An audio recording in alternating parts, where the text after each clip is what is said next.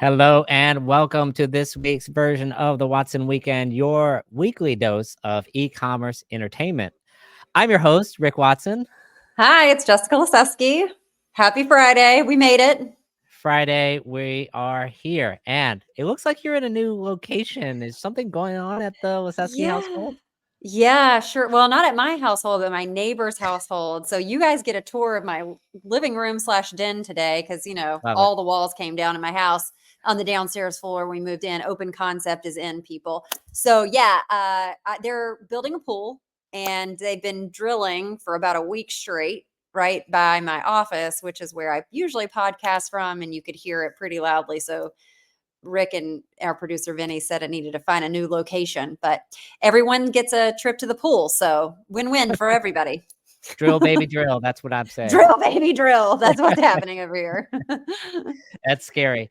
No, we are excited about the show. We have a number of topics that we're going to talk about: eBay, NRF shrinkflation, Dave Clark's new startup, Walmart, the state of the venture capital market, and then we have a very special guest. Cannot wait. Yeah, we are going to unpack some pretty meaty topics after we get through our headline hangover. Just little things like privacy and uh, monopolies and Yeah, Google breakup. antitrust.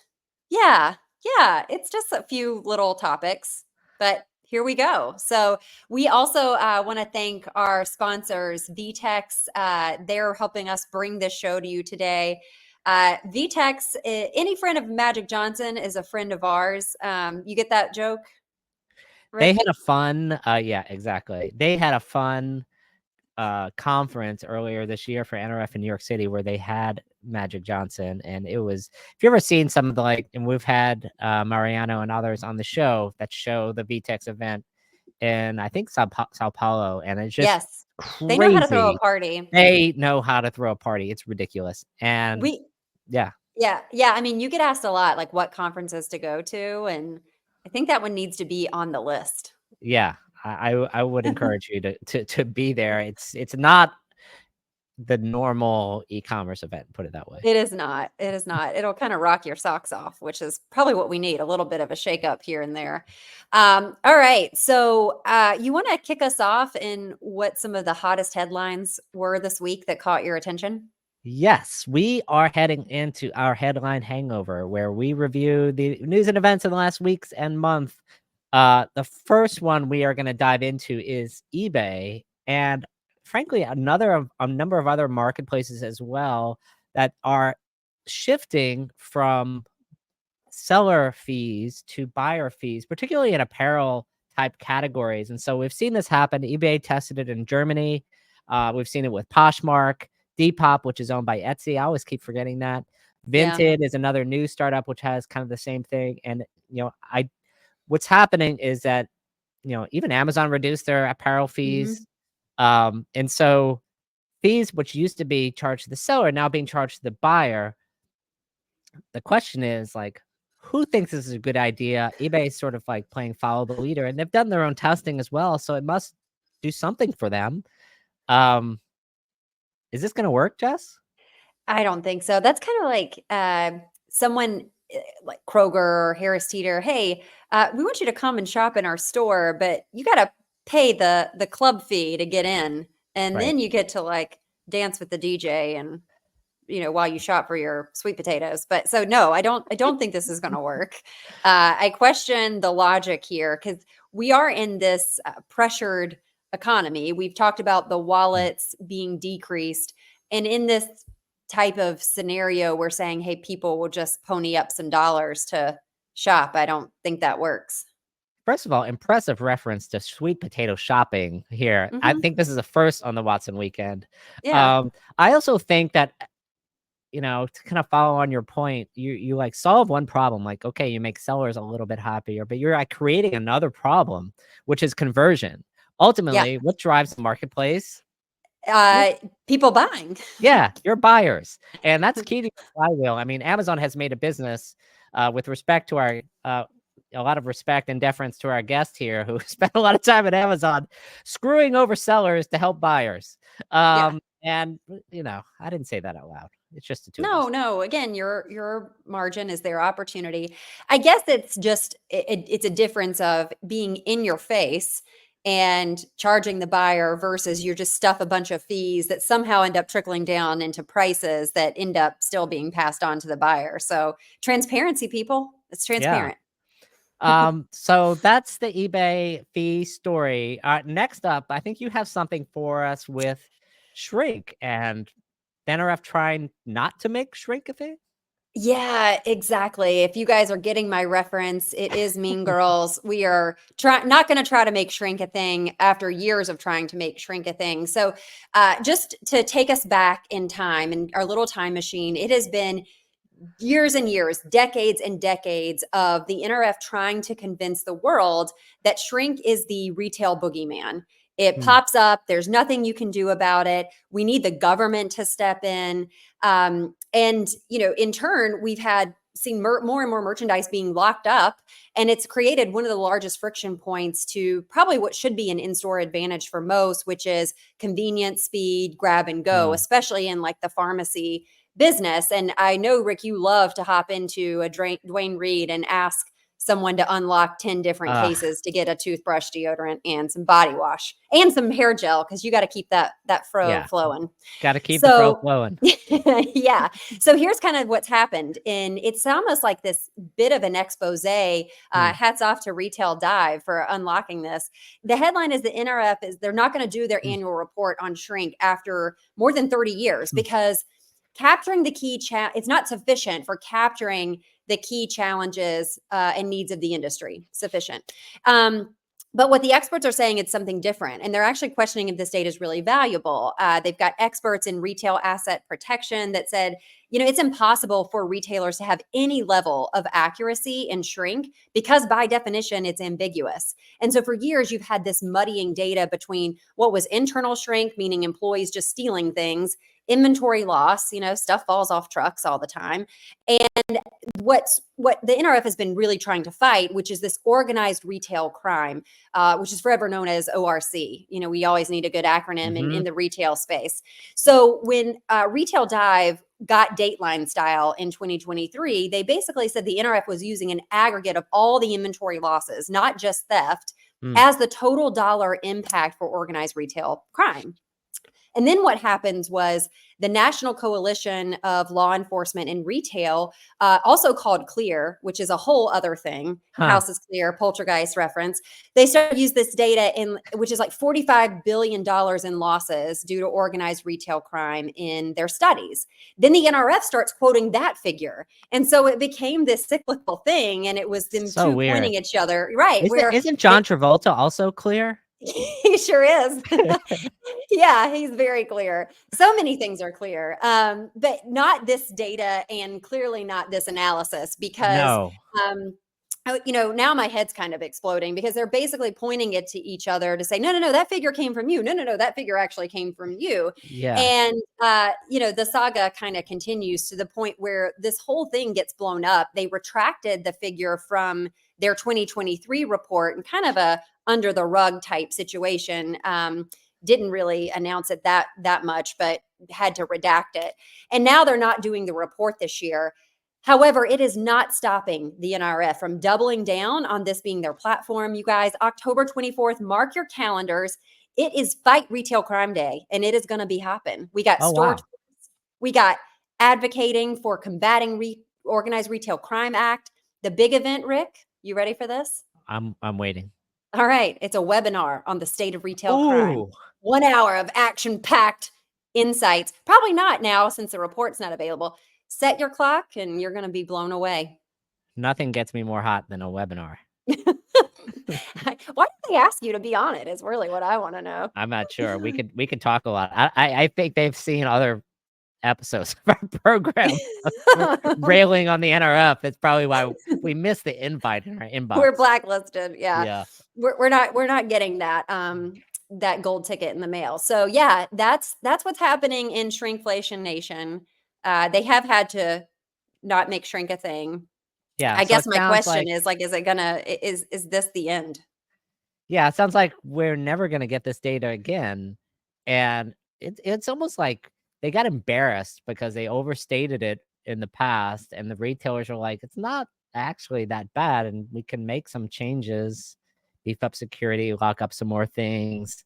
I don't know, get rid of our self checkouts, which seems to be like self Right. checkout is basically like steal shit aisle at the Yeah. at your favorite retailer. I mean, those cameras are not just so you make sure your hair looks good and your lipstick's on great. No, yeah, but are they really hitting it? I don't know. Yeah, unclear. So shrink no longer a thing, and we won't hear about it again. We won't. So from shrinking to growing, you've got our next headline. Yes, I do. And we're talking about Dave Clark, who was a former head of logistics for many years at Amazon. And I believe a colleague of our guest on the program in a different division. So he has raised $100 million for his new startup called Augur. And so Dave Clark has been on a little bit of a journey, some would say an educational tour, according to his own LinkedIn. Went through Flexport, was going to turn around Flexport as the CEO. Ryan Peterson famously hyped him up and then kicked him out the door. And so he was trying to figure out, what do I do next? And so he has a new startup in the supply chain planning field. So like helping mid-market and enterprise retailers with forecasting. It's going to suck in data from all these systems like inventory, demand. Like he's trying to reproduce the set of software he had at Amazon that they built Mm-hmm. internally, this end-to-end software. And he talked to a lot of retailers, and he found that mostly finance and supply chain planning professionals were all doing this in Excel.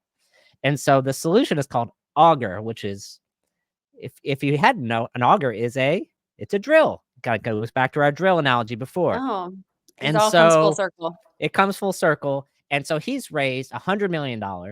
He has no software, no revenue, no customers, a few employees, and a big mountain ahead. Like, if you raise $100 million as a startup, doesn't it sort of like paint a big target on your back?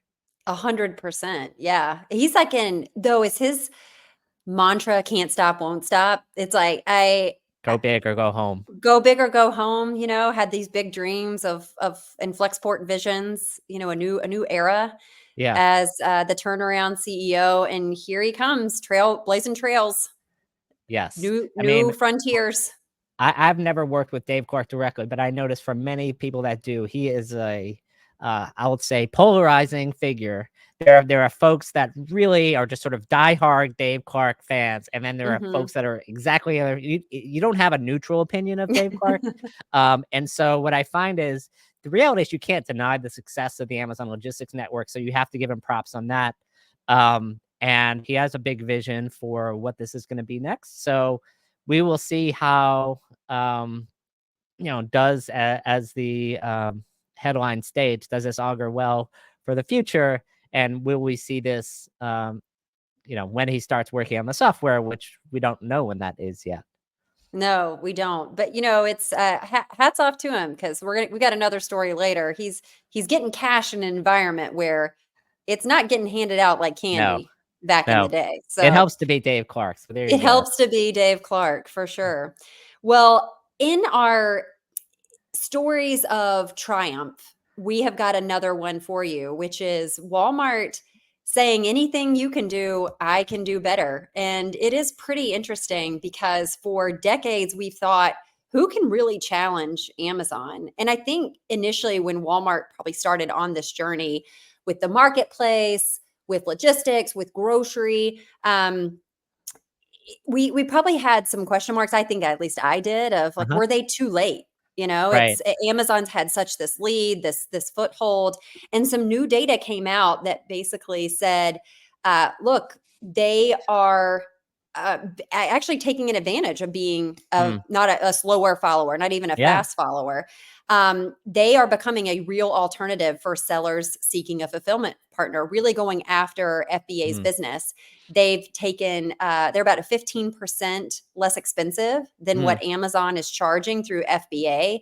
And really the kicker for Amazon is, for years, because they have had this level of competition, they've been able to raise fees because you're just locked into that ecosystem and you can't really do much about it as a seller. Right. And so if they're increasing fees 5% per year on FBA, but Walmart's less expensive. And now they've actually got this more viable alternative where they're starting to ship packages, whether it's for a Walmart order or not, a la the Amazon model. That is billions and billions of dollars less that Amazon is going to be making. Hmm. Again, your margin, their opportunity, it starts to erode with the Walmart team coming in town. So what do you think about that, Rick? Yeah, it's interesting. I think the question is how much off Walmart orders will be fulfilled during this using this network. And so I think that's really the question here, and that's gonna either hurt Amazon or help it. Ultimately, it's hard for me to believe that like Walmart is going to be replenishing into Amazon's network or be eligible for the Prime badge anytime soon. And so Mm-hmm. as long as the Amazon marketplace is still like what 10x the volume Yeah. of Walmart, I don't think Amazon has anything to worry about anytime soon. It's more that it's more of a long-term trend. If there is slightly more margin going back to sellers on the Walmart marketplace, and then that's gonna make sure that Walmart keeps that selection that maybe Right. Amazon could lock up. And then over time, that's just kind of a tailwind for Walmart in the future so that it can keep growing. And Walmart is the fastest growing e-commerce site in the US outside of like Temu Shein right now. And Yeah. so that kind of tailwind is huge. And, unlike Target, who can never really figure out its marketplace, Walmart did. And Walmart marketplace is leading its e-commerce growth strategy. It's helping with ads, it's helping with fulfillment. And so it really is transforming their business model. So it's exciting to see how that is going to continue to evolve here. Yeah, yeah. I guess my last word is, Amazon's not afraid to fight back. We saw that in with the whole Temu Shein. They cut fees on apparel. Be interesting to see.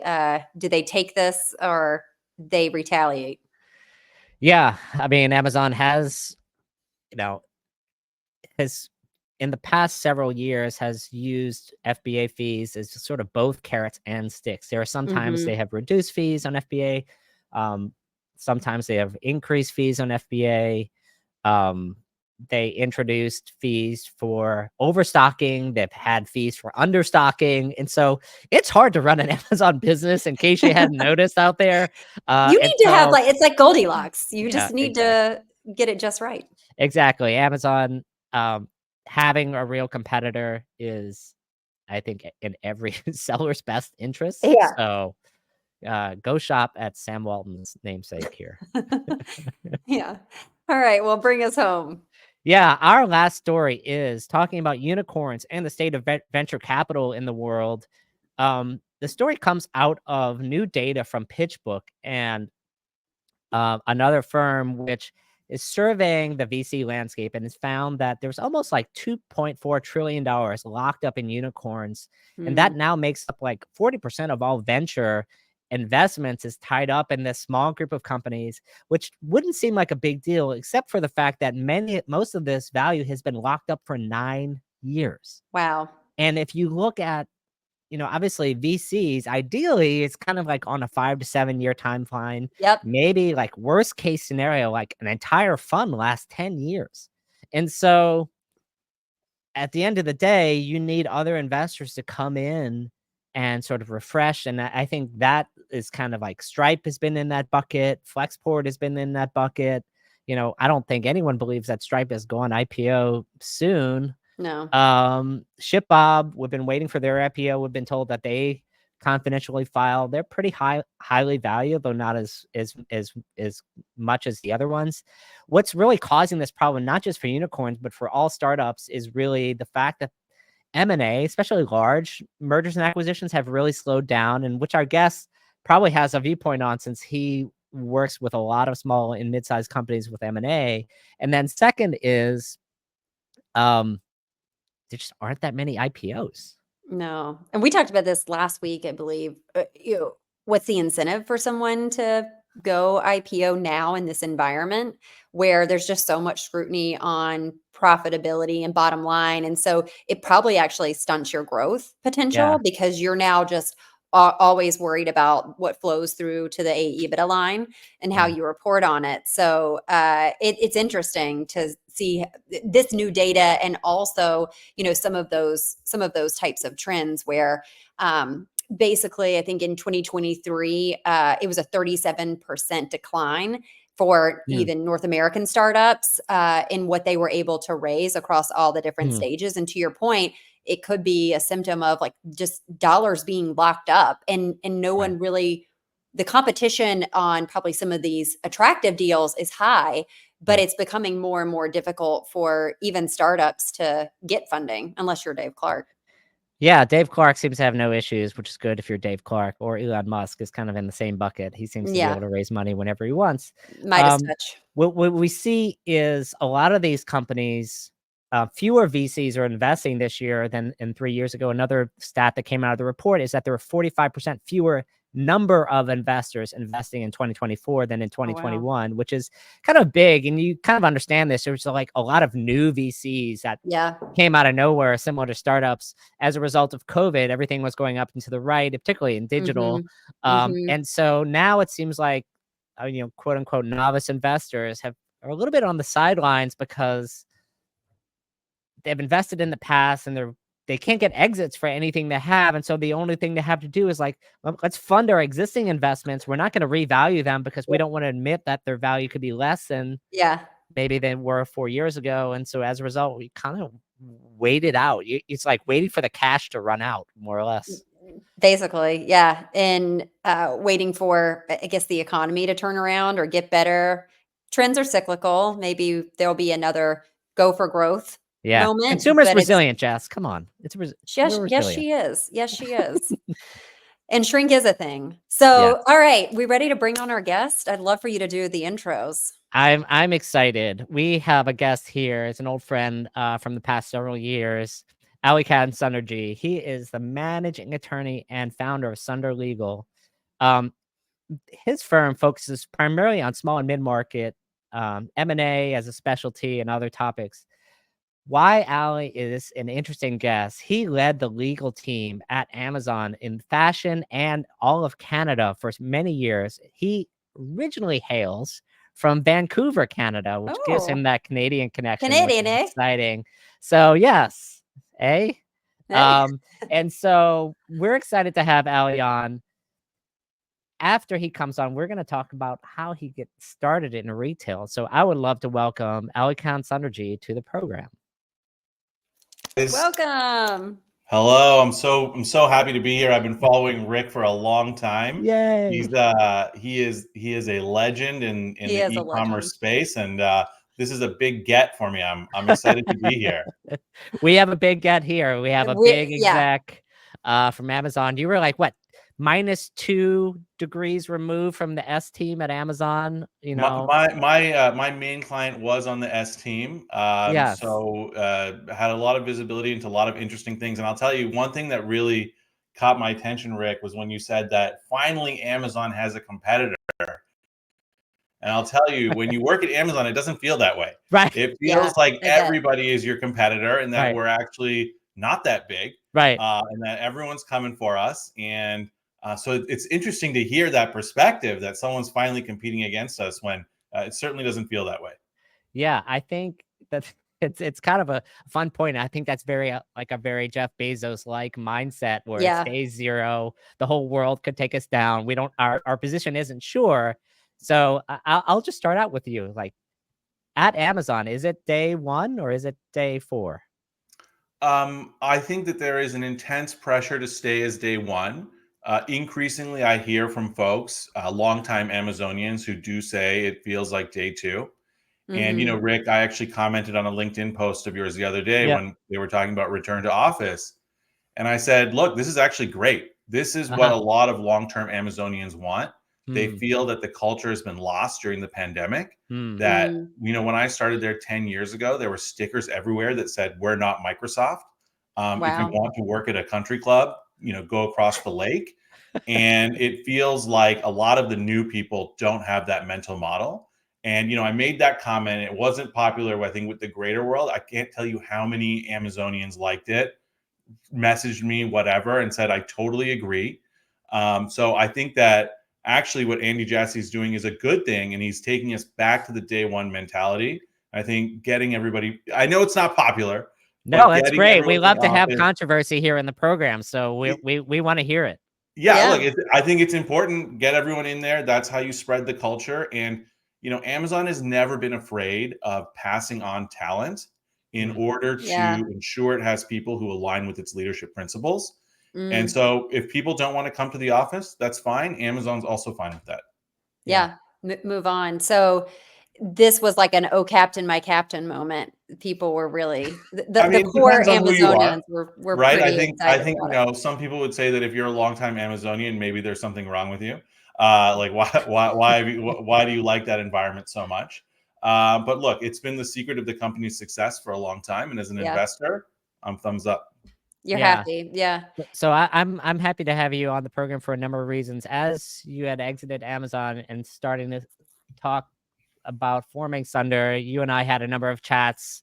The process of going out on your own, and I think you being able to take a lot of what you learned at Amazon and put into this. What are some of the things that you've taken away from your time at Amazon that kind of goes into your current law firm? Amazon is a phenomenal place where it trains people really well. And I think their legal department is probably one of the best in the world. I think when you go into business yourself, you have to look at what is that you have to offer, but what is the market that, aligns with what you have. Right. Yeah. So my market is a little bit different than what I worked at Amazon. I work with Mhm. smaller businesses. Mhm. I work with a lot of entrepreneurs. I'm not doing multi-billion-dollar deals. We do stuff in the $5 to $50 million range. Mhm. But I'll Mhm. tell you, the people who are selling a $20 or $30 million company are a lot like the entrepreneurs who run Amazon. They Mm. want you to speak to them in simple, straightforward language. They don't want legalistic talk. They want to know, how does Mhm. this affect me? What is Mhm. this bottom line impact to my business? Right. And so I think just the way we worked with clients at Amazon works really well with entrepreneurs. The second thing is really just how to market and sell your business. Mm. So, I think I told Rick this a long time ago. I noticed when I was at Amazon, the number one product often, on search, often didn't get there overnight, right? They had to Yeah. buy advertising. They Yeah. Yeah. had to get noticed. They had to Wait for market earned themselves. media.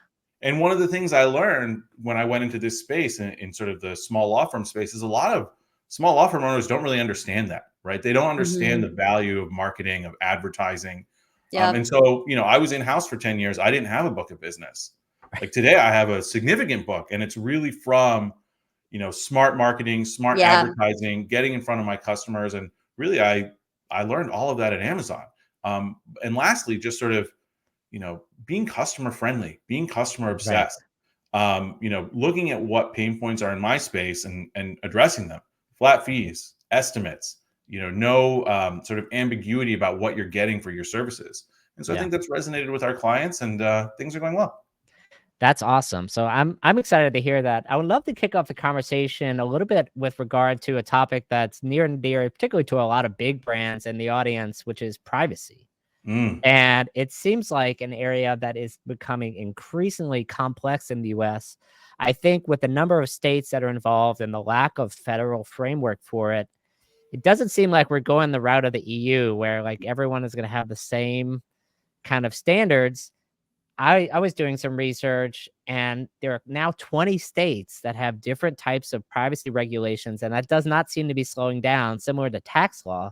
So it used to be like, okay, you had to worry about the EU, the rest of the US, and then California. And Right. it seems like that has changed significantly. And so I wonder if you can help us unpack what's the state of play in privacy, and then how is it affecting kind of merchants and e-commerce right now? Yeah. So privacy is, honestly, privacy is not my strong Oh, expertise come these on. days. But You're a lawyer. You're an yeah, expert in well, privacy. this is the way, big companies like Amazon deal with it. Is frankly, um, you cannot really build your business around 50 different state laws, right? Mm. Yeah. And you have to think well in advance when you're building these tools. From idea to launch sometimes takes 2 to 3 years. And so you basically identify what is the most restrictive law out there, and you build towards that. And so Mhm. whether it's California or the EU, you kind of see what's coming down the pipe. And, a lot of these states do have similar laws, but, one area we're seeing a lot of, movement is, biometrics. Mm. Yeah. What are the laws around, facial recognition, especially in fashion, taking images of the body, providing you with a virtual try-on or Hmm. size recommendations. Like that is clearly a very pro customer Yeah. feature. But how do you build that in a way that complies with privacy laws, doesn't freak people out, but also is scalable? So, if somebody takes a photo, naked, what happens with that photo? How does it get ingested into your system? How do you cull it so that you don't have that data? How many people do you put in the loop? So it's a complex space, but the only way you can simplify it, again, is to sort of identify those that have the highest standards and build towards them. Yeah. Mhm. P.S. I want to meet these people who are willing to take a naked photo of themselves and submit it to a retailer's website. Because It's honestly crazy. Like Amazon launched this thing, a long time ago. You put it in your closet. It would take photos of all your clothes, and you build a virtual closet. yeah, And yeah, people do bizarre things. Let me tell yeah. you. That's We like that is the holy grail. That's like the Alicia Silverstone clueless moment, right? Where she gets like Yes, the digitized. It's pretty but sweet. I mean, it's coming sooner than you think. Yeah, that's amazing. So, when you talk about the privacy, the other thing that we wanted to, yes, we do not need those photos here. The other thing we wanted to unpack with you was just what's happening in all the antitrust conversations. And you've got like the Kroger Albertsons. You have, at one point, Microsoft was really this like big monopoly that had so much really adjudication around it. And so just curious, like what you see in this landscape and can Oh, retailers Yeah. Why survive? is yes. let's just Look, start Why is full there simple. brother, Like, this why is is it being a topic challenged at near and all? dear to my heart. Yeah. The first thing I think it's important to bear in mind is that, for those, I know your audience is very sophisticated, and they all know that there's been a significant change in antitrust scrutiny under the Biden administration. And Rick alluded to it earlier.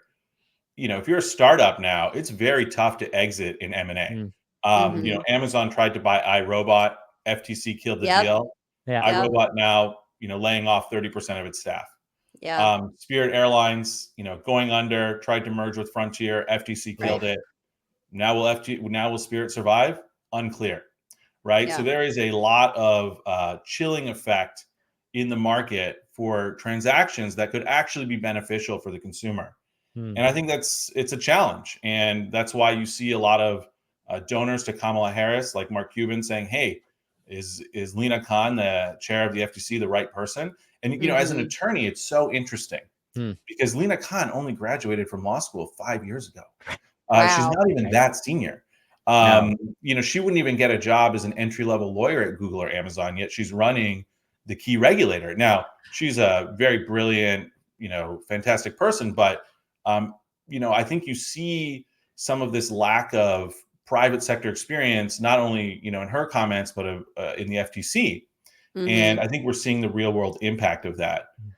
So I'm happy to go through some of the cases, but I think anybody who's familiar with these markets knows that there is a chilling effect, that it is affecting companies.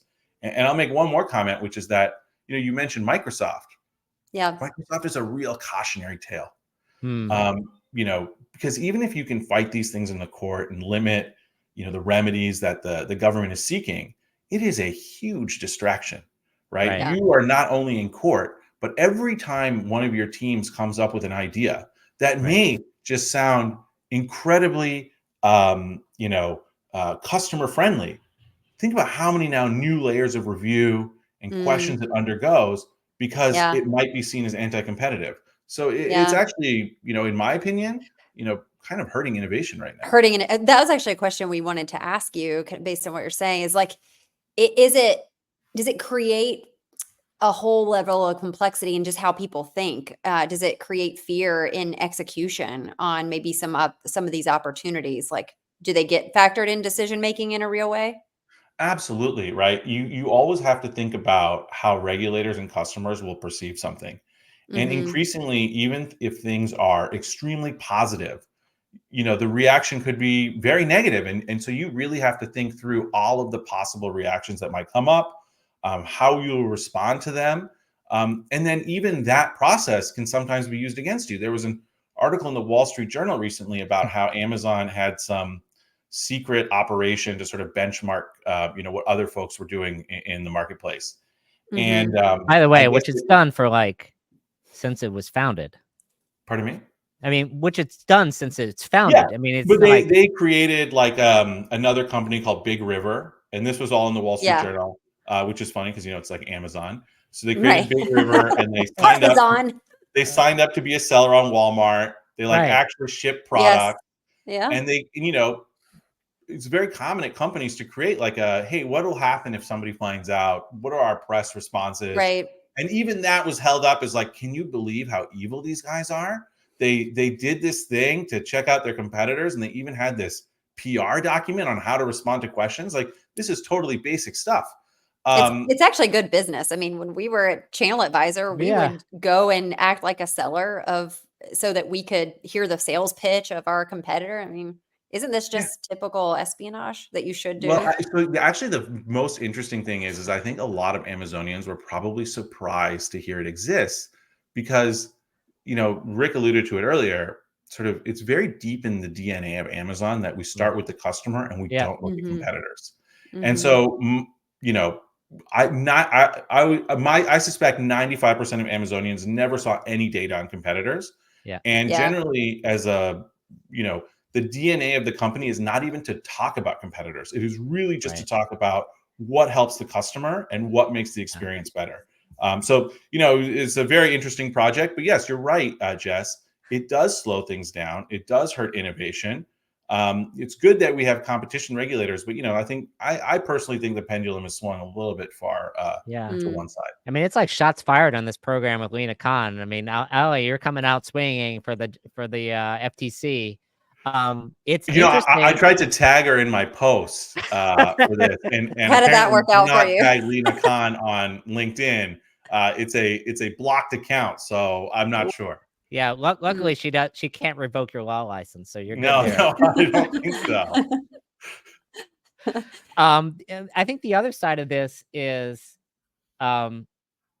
you're right about the innovation angle, and I think where we're talking about Amazon and focused on the competition versus the customer, I think Amazon's focus on the competition actually comes from the customer. Obviously, in a retail, consumer is very price conscious, and they have a lot of options, and so they're pricing.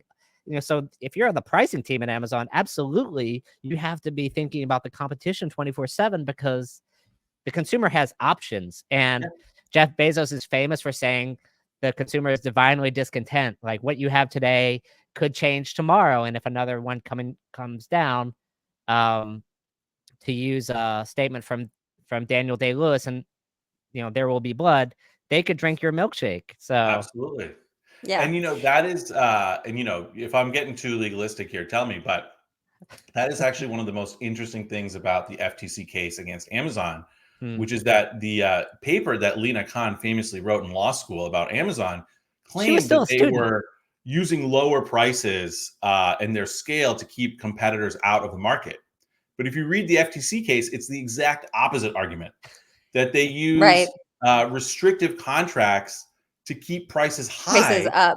Yeah, and keep sellers off of other platforms. And so, is it that they keep prices high? Is it they keep prices low? And as a former Amazonian, I'll tell you something. There is nothing more important to that company than sharp pricing.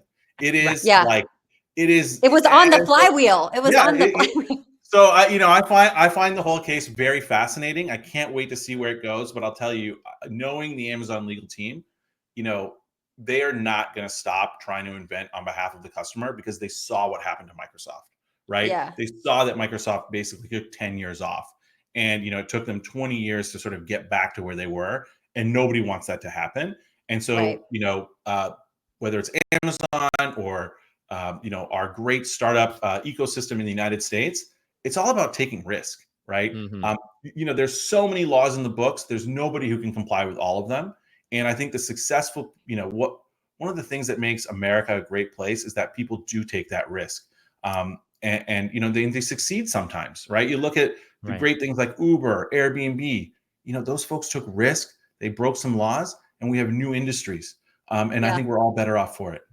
Yeah, it's a great point. And one other question I had is, do you feel like ways around this? I think we're starting to see it a little bit. Is instead of having like a acquisition or M&A, do you have like private equity firms starting to build these like customer life cycle journeys where, you know, maybe you buy a Michaels or you buy another company and you try to put them together, but not really in a strategic partnership way, or the store within a store concepts that you're seeing like Ulta in Target or Sephora. So is that the workaround that you might find in a scenario of, hey, we don't want to mess with this antitrust situation, but instead we're going to like partner up and team up together? I think you hit the nail on the head, right? Which is that people want to do business together, and they're going to Mm-hmm. find a way to do it based on the existing rules. You Yep. can't predict what the FTC will come after, but you know, I wasn't involved in this deal, but I recently saw, you know, Amazon did a deal with Saks, and Mm-hmm. you know, it was framed as like an AWS deal and some logistics help. I'm actually really interested to see what happens there, because I suspect that there's actually a larger tie-up, and we may actually end up seeing a Saks store on Amazon. You know, On Amazon Amazon. launched a Yeah. luxury store recently, Yeah, they Right. did. and Yeah. you know, I was part of that launch, and um, I wouldn't be surprised if there's some action there or some other deal happening Yeah. to get that selection on the website or to build some other store. But I think you've absolutely nailed it. Yeah, I totally agree. And you saw this week, Authentic Brands Group has started a new arm called Authentic Luxury Group. They're doing like real estate and hotels, and like any way that Jamie Salter, the head of ABG, can make money, they will. And if Amazon is going to pay him to put Saks on the store, I mean, look, I think when Amazon entered fashion, it was almost like ridiculed. Like, no Yes, offense, No, it like was. Amazon It is the was. number 1 fashion and apparel retailer in that's what America. I'm saying. Like, Yeah. it's unbelievable. But you know, the thing Yeah. is like most people in America aren't buying, you know, a Xenia blazer or, you know, Except for Jess. Come on. or but what they are buying is like sweatpants, you know, athleisure, Socks. socks, right? That's where You gotta there's a have lot those. of money in Gotta have there. those Hanes. You know. Yeah. So I mean, you know, it's a big market segment, and luxury is one of the last I think that they have to work with. But you know, customers just have to get comfortable with it. But luxury is a tough market. Yeah. Yeah. I would love to switch gears and talk a little bit about Albertsons and Kroger, because it just seems like this is a situation where you have two pretty big companies. Neither of them cover all the United States. Um, it doesn't create a monopoly. And it's unclear how is it anti-competitive to achieve a little bit more scale. And so, like, what is the justification and what is the hope for like large scale M&A kind of going forward based on this case? You know, this one reminds me a lot of what we just mentioned, which was the Spirit Airlines Frontier deal. Mm-hmm. And when you do a competition analysis, you have to look at the market and say, what market are we looking at, Mm, and how will it affect the customer? And you know, take Subway sandwiches and Jimmy John's, right? We both know they compete in the sandwich market, right. but they also compete in the, you know, fast casual market, but they Right. also compete in the dining market. And so when you are a competition regulator, you have to ask yourself, what is the most relevant market here? And I think Albertsons and Kroger's, in a way, there's some politics behind it. And, you know, it's actually a big issue in Washington State, where there's an election right now where the Mm, AG is running for governor. And he brings this up all the time, that he sued the deal. And it's because people look outside and they see these brands, you know, right up the street or down the street from each Mm-hmm. other. And mentally, it Mm-hmm. sounds right. Hey, if these two stores merge, like right. there's going to be no There's competition no. in my Right. neighborhood for brick and mortar, you know, grocery. And Right. so that sounds right. And, you know, you're like, actually, maybe Lena Khan is on the right track here. But I think the bigger issue is that these brands are actually competing with, you know, Walmart, Amazon, Costco. And when you look at the Yep. FTC analysis, they don't include those brands. And so while I think that this argument is compelling, I think in the long run, it may actually hurt competition, because Mm, we will not have a strong brick and mortar player who can compete Mhm. against the Walmarts, the Amazons, the Yeah. Costcos. And Yeah. so it's a tough one, I think, for the FTC, but perhaps there's some middle ground remedy, like, store closures or sales rather. Yeah. Yeah. Yeah. The idea you would have to close stores to satisfy the Well, FTC is a little unbelievable. this one is interesting too, because and this is why it's so important. What people are putting, what your employees actually think, because the tough thing that FTC will have with Amazon is Amazonians really, because they're so customer friendly, there'll be very few like smoking gun emails that say, "Hey, Mhm. let's do this to raise prices and take Yeah. advantage Yeah. of the customer." You've trained the employees too well to do that, Allie. Well, I mean, I haven't trained anybody. That's just the way the business works, right? That is the mental model of the business. Whereas I don't think that is the same at Kroger's and Albertson. I Right. don't know if the folks who work there were as disciplined in their communication. And Right. Yeah, I think probably we've already not. started to see some of these, problematic communications. Yeah. So is the moral of the story that, and we're taking away today, it's Lena's world and we're just living in it? I mean, at least for the next few months, let's see what happens with the Right. election. Anything could happen. Yeah. It's an interesting place where Democrats and Republicans seem united about destroying big M&A, whereas they're not united on other things, in the world. So it's hard to understand sort of what the situation is there. Um, Finally, I think the last topic we'll end on is Google. It seems Mm. like there's been a lot of rumblings about trying to take down Google from an online search market. I'm kind of remembering Amazon over the years. People think like, oh, Amazon a monopoly in e-commerce, and all of a sudden, like Amazon behind the scenes, like does some like very sneaky things from my point of view, and you can like blink twice to say like you don't need to have any public commentary on this, Allie. I wouldn't want to put you on the record, but like Amazon used to be an e-commerce site, and now Amazon calls itself stores. Yeah. And so to your point on domain, like we're not a monopoly in the e-com market. We're a tiny small player in the retail market of the world. Like we're Yeah. like less than Well, one. only What? 4% of the global retail marketplace. Yeah. Exactly. We're so small. Why would you come after tiny old Amazon? Poor us.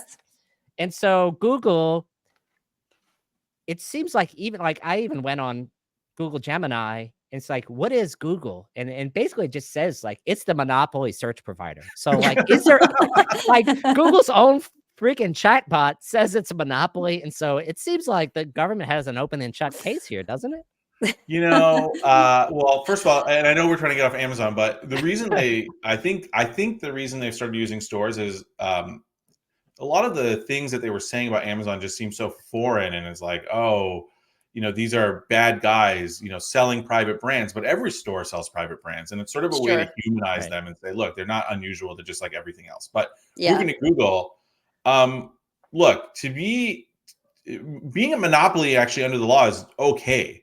There's Right. nothing wrong with it. What's wrong is if you're a monopoly and you abuse that position. Exactly. And Yeah. the claim here now, there's several cases on Google right now. The one you're talking about, the Justice Department case, where they recently kind of lost, was, they are using their dominant position and paying other providers like Apple to make their search the default, which gives them an Right. unfair advantage, and therefore they've provided a worse experience and take advantage of other monopoly things like their search business. I mean, this one's going to be interesting. It kind of goes back to that old comment I said, which is like they're going to litigate it, to the end of the earth. Right. I don't think that the remedies are going to be to break up Google. It just seems too extreme based on what the issue was here, which was just basically paying Apple to be on the iPhone. It's much easier just to kill that deal. But I think the bigger issue is that it's going to stifle innovation for a long time. I don't know if they have the risk-taking culture or strong leadership that a Meta or an Amazon has. And I think it will be a challenge for them over the coming years to continue to innovate. Yeah. I actually had a question that might feel a little controversial, but I'm just curious on your take. You look at these cases, and especially with a large scale organization like Google or Amazon, yes, there is like legal battles and things that they're tied up in. It can be a distraction. are the fees and the remedies really that scary? Is it a real deterrent? So like in the Amazon case in Ireland, props to our producer Vinny, they owed 13 billion. It was held in escrow while the case was pending. They had conservatively 4.5 billion in interest while they waited. Does it really make that much of a difference? Is this just a kind of a little speed bump? Look, I think that if you're running one of these companies, you have to fight as hard as you can Yeah. to sort of stop this stuff and wait it out. And I think the timeline of these cases is so long that the politics can change quickly. Mm-hmm. Um, you know, perhaps if a different president was in power and was making these cases, people would say, "Oh, this is political," Mm-hmm. and it would have a different ring to it. And Yeah. so I do think that in the long run, these companies have really no choice but to sort of fight it out, do what they can to stay alive. And ultimately, I do think that you will need strong leadership to push through, uh, Yep. push your team to continue taking risks. And I do think we've seen that at, Microsoft under Satya, Yep. Mark Zuckerberg at Meta. So I do think there are a lot of questions about Google's leadership right now, and Mm-hmm. how they're going to continue handling this. And it'll be an interesting one. I don't really have an answer on that, but I think you're right. You kind of have to keep fighting. Yeah. Yeah. Interesting. Yeah, I mean, it's definitely a case where the corporations can either wait out or delay or defer or just pay a slap on the wrist. I mean, I kind of grew up watching the dominance of Microsoft, and then, the case, by the time the case was over, Microsoft had already lost its monopoly on the internet browser, which was what the case was about originally. And so the market changed. Not only do politics change so quickly, the market changes so quickly, and the domains shift. And so what was the legal domain at the beginning of the case, 5 years later, you have the internet sprung up, right? No, Like well, it blew it was up. like mobile came about, right? So it was 100%. all this fight about PC browsers, and 5-7 years later, it was irrelevant. But that's the point, is that Microsoft was handcuffed and like couldn't compete, and they were slowed down, couldn't innovate, and basically lost that race. And so I actually, while the court penalties may not have been punitive, the whole process was punitive. And so in a way it's working because, kind of stopped them from competing entirely. No, for sure. I definitely think that's the case. Yeah, absolutely. Well, you are so brilliant. I've learned a ton. I hope this was good. I hope I Oh my did gosh, okay. it is an amazing show. But look, it is the weekend and we like to chill. And so just kind of as we roll off, what is your favorite part, assuming you have one, in A Few Good Men? Oh, you know, obviously there's the all the courtroom drama. Yeah. It's actually it's one of my favorite movies. So Can you do the there's so voice? many scenes, Yeah. and I actually, my wife had never seen it, and we recently watched it like 2 months ago. Yeah. So I have a lot of favorite scenes, but I actually really like the character arc of Tom Cruise, where he's this Yes. guy that was always settling his cases, and he Yes. saw what a bogus case this was. And actually, my favorite scene was when they're interviewing Jack Nicholson when they're eating lunch, and you see Tom Cruise knows what's happening, and he's like, "All Yeah. right, we're gonna leave. See you guys later." Right. We're out. And Demi Moore asked that last question, and he gets so upset later. He's like, in a Yeah. way, it sort of reflects the strategy of law, which is Yeah. that you kind of have to be very strategic, forward thinking, think ahead, and that scene sort of encapsulated that like you have to be very thoughtful about all of your actions when you're negotiating or questioning somebody. So I think phenomenal movie. What's your favorite scene? I mean, I think all of the characters were amazing. And it's probably cliche, but I do love the whole banter back and forth in that last courtroom Yeah, scene. And he's, I've just got one more question. And then they start to really get into it. Like Jack Nichols thinks he's out, yeah. and, and he's like, I want the truth. You can't handle the truth. There you So go. that's my It's voice. such a great Yeah. movie. Yeah, it's so good. So I thank you for sharing that with us and Yeah. indulging me in my But And yeah, I'll say for the viewers out there, the other great movie that really nails it is My Cousin Vinny. I think it is oh my among God, lawyers. yes. It is actually held up as one of the best legal movies. No, it's great. Very accurate, but It- very dramatic. So It, Yeah, I I love mean, it it's is like, so good. So do good. I have permission to treat this as a hostile witness? Yeah. The two Utes. Yeah, and the mud I'm- down there is very different, apparently. Yeah. It's very different. Your tires, Yeah, and exactly. Marissa Tomei was brilliant. Yeah. So You got good. you can't do it without positive traction. Yeah, fine. positive distraction. I I love it. love it. This is great. Well, Yeah. it's been amazing to have you on the show, Allie. This is everything that we signed up for. So I hope you have your dancing shoes on. Yeah, Thank because you that's so how much we for having that's how we me. You break guys this are down. famous in the community. Thank you. And keep doing what you're doing. Cool. Thank you so much You for gotta coming in. show us your dance moves. Bye.